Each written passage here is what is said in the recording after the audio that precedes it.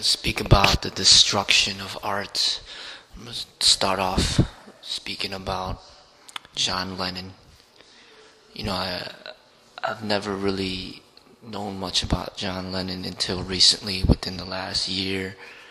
I mainly listened to, very selective music. Wasn't really exposed to the music of John Lennon until like the last year. And listening to his music for the first time, I really enjoyed it because not only was he very talented, in singing or, making music, but what I really enjoyed was that a lot of the music that he made, there was a message in the music. And he would help educate people through his music, and he would promote peace, love, and compassion, and basically through his music, he would try to better the world. And that is something very rare that you find in music, especially nowadays. Alright, and being exposed to that for the first time, I thought it was an amazing thing. There's not many artists out there like that would put themselves out there in that way. And I watched some documentary on him, and I read up a little bit on him as well. And his life was amazing, the things that he's done and what he stood for.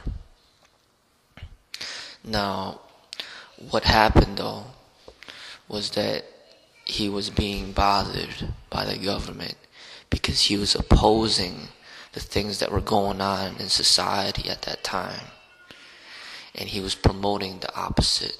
So during that time, that he was singing, there was going on, the Vietnam War was going on. And there was no real good justification for the war, and a lot of people were against the war, but very few people would voice this. But he would, voice it in his music, and he would gain like an enormous following of people. Thousands of people would listen to him, and he would inspire so many people. And what he would do, he would express this in his music. And the government was becoming afraid of his influence. And so he was being monitored by the government, tracked by the government, and surveillanced, It ended up coming to the point where he ended up becoming assassinated, or killed by somebody. And I think that that's a sad thing. When you have somebody that's peaceful, promoting love and compassion, but then he gets killed.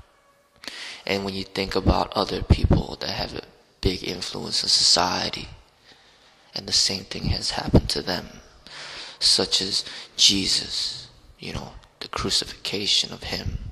You got Socrates, where they basically killed him for being wise. Then you got John F. Kennedy, who was standing for something at that time that other people may not have liked, and he got assassinated. We got Martin Luther King. He was standing up against racism, discrimination. He gets assassinated. We got Gandhi, who was standing up for peace, nonviolence. He got assassinated. We got Bruce Lee, who all of a sudden mysteriously dies. But he was standing up for an ideal that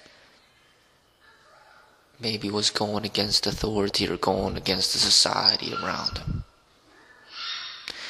We even got someone like Tupac Shakur, which I do enjoy his music, because he would try to put a message through the music. He didn't just rap just to make money. He would rap in order to spread a message to better, society, to better things for people in the struggle, he ends up becoming assassinated. Then we got Abraham Lincoln, who was standing up against racism, discrimination, segregation. He gets assassinated. We got Osho, who's a very wise sage. And it's said that he was suspected of being poisoned by the government. So, what I'm saying is that a lot of times, true artists and wise people will always put a message through their art. But a lot of times this message would go against the society. And I see the destruction of art. There's really not much art out there anymore. Especially mainstream, I'm talking about, where everything is just there just to profit.